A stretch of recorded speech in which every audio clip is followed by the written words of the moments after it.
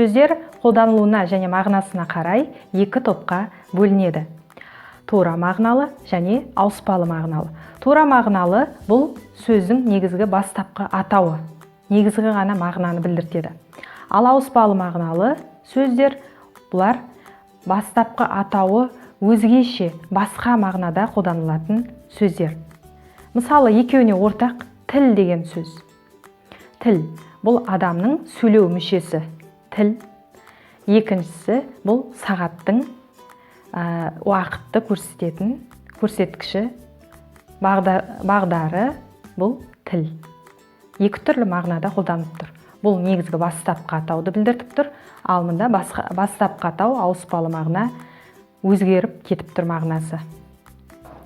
Ауыз қуысымыздағы сөйлеу бұл тіл, ал сағатта мінекей 3 тілі бар, уақыт көрсеткіші.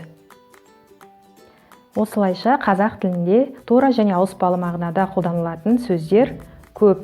Мысалы, қара біреу іс-қимылды білдіртеді, екіншісі қара түсті білдіртеді. Шаш адамдағы шаш басындағы, екіншісі іс-қимылды білдіртеді, заттарды шашу.